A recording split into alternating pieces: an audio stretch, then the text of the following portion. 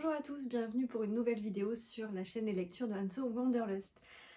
Nous sommes le week-end de Halloween, le soir de Halloween, et je voulais vous faire un petit update lecture d'un bouquin que j'ai lu donc il y a maintenant 15 jours, mais qui est parfaitement de circonstance, vu Halloween, la période, l'automne, le changement d'heure, le temps brumeux, c'est parfait. Quand je l'ai repéré à France Loisirs. Il s'agit du prix de l'imaginaire 2021. Je me suis dit, je l'achète. Tous les ans, j'achète le prix de l'imaginaire parce que je sais qu'en général, ce sont des valeurs sûres. Voilà, pour tous ceux qui aiment la fantaisie, la magie, etc. C'est toujours un bouquin qui est hyper bien sélectionné. Et cette année, le choix s'est porté sur Les Héritiers de Salem de Émilie Bonnet aux éditions Nouvelle Plume. Voilà. Donc la couverture est juste magnifique. Voilà. Quand j'ai vu Les Héritiers de Salem, je me suis dit ça parle forcément de sorcières et je me suis dit ça doit être forcément top. J'adore tout ce qui a trait à la fantaisie, à la magie, à la sorcellerie, bon j'adore. Quand j'ai vu la couverture, je me suis dit bon, allez on tente. De quoi ça parle? Le pitch. À la suite de la mystérieuse disparition de leurs parents, Serena et ses deux frères vont s'installer à Salem, leur ville natale, dans le manoir familial. Ils vont être recueillis par leur tante. Un manoir très très prestigieux. Serena comprend rapidement que l'évocation de sa famille, l'une des plus anciennes du pays, inspire autant de respect que de crainte. Bientôt, des phénomènes étranges se multiplient autour de l'adolescente, une silhouette ornée d'un masque de porc entreaperçu un soir de fête, un rêve sanglant qui se révèle prémonitoire, un colis tout aussi morbide. Quel secret lui cache Salem? Serena est-elle en danger? Dans sa quête de vérité, elle peut heureusement compter sur ses frères et ses nouveaux amis, notamment Julian, un garçon charismatique qui l'intrigue et la fascine. Alors déjà, au niveau du pitch, au niveau de l'histoire en elle-même, c'est en fait, le mythe des sorcières de Salem revisité. Voilà. On connaît tous la légende des sorcières de Salem, qui s'est tenue un petit peu à la fin du XVIIe, en 1792, où on avait une communauté puritaine qui s'est repliée sur elle-même et où c'était assez propice à l'hystérie collective. Et c'est là qu'il y a une jeune fille qui a été accusée de sorcellerie parce qu'elle s'est elle-même révélée comme communiquant avec le démon, et elle a donc du coup accusé d'autres filles du village. Voilà. Donc ce mythe, cette légende, on la connaît tous, voilà. Et là, le tour de force qu'a réussi l'auteur, alors c'est le premier de nombreux tomes, hein, je crois que pour l'instant elle en a écrit 4. Le tour de force qu'elle a réussi à faire, c'est que je trouve qu'elle a utilisé cette légende, qui dans le roman est connue de toute la population sur Terre, etc. Mais elle l'a revisité, c'est-à-dire que l'explication de la légende, voilà, est racontée et c'est revisité et c'est vachement bien fait. Donc d'un point de vue de l'histoire, d'un point de vue historique, c'est vachement bien trouvé. J'ai adoré, voilà. Après, du point de vue du pitch, du résumé, moi je trouve que c'est hyper, c'est à la fois une lecture cocooning doudou et à la fois spooky un petit peu, parce que voilà, Serena va arriver avec ses deux frères dans le manoir de sa tante, donc un manoir hyper prestigieux, un petit peu un manoir pas de Dracula, mais vous voyez, un manoir qu'on voit dans les romans de fantasy, dans les films, etc. Et du coup, leurs parents ont mystérieusement disparu, donc on se doute qu'il va y avoir des révélations là-dessus. La famille de Serena et de ses frères est super connue à Salem, donc on se doute que là aussi, il y a une histoire qu'on va un petit peu apprendre à connaître.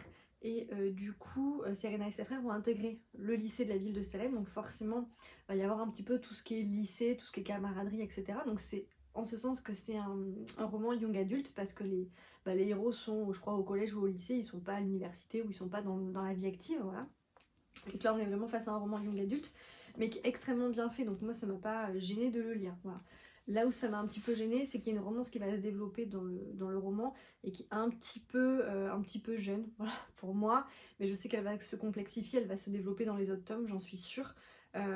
Donc voilà, il n'y a que ça qui m'a un petit peu gênée, donc c'est là où on voit vraiment le côté young adulte, sinon franchement c'est top. Donc il y a des alliances qui vont se faire, il y a des clans au sein de la ville de Salem, il y a des créatures fantastiques, mais c'est extrêmement bien fait. Voilà, moi j'ai adoré les castes, un petit peu tout ce qui est sorcier, magicien, loup-garou, les humains, voilà. Donc on a ces principales castes qu'on retrouve dans tous les romans de fantasy pratiquement. Ça s'arrête là. La gestion de la ville de Salem, tous les secrets qu'il peut y avoir, et c'est vrai que moi j'ai pas pu m'empêcher de tourner les pages hyper rapidement parce que j'avais vraiment envie de connaître la suite. Voilà. Donc je sais pas quand est-ce qu'est prévu le tome 2. Je me dis juste que je vais retrouver cette ambiance spooky, brumeuse, mais en même temps hyper confort des Héritiers de Salem avec beaucoup, beaucoup, beaucoup de plaisir. Et c'est un roman que j'ai pas vu beaucoup sur les réseaux sociaux. Au départ, j'étais pas forcément hyper preneuse, et puis je crois que j'ai dû voir un ou deux avis. Et puis sur le compte de France Loisirs sur Instagram, franchement, j'ai été hyper hypée par les photos et par le résumé qui est hyper bien fait. Voilà. Donc franchement, ne pas avoir peur parce que c'est un roman young adulte mais qui se lit hyper bien avec le mythe des sorcières de Salem, avec de la fantaisie, franchement de l'action, une intrigue effectivement à résoudre.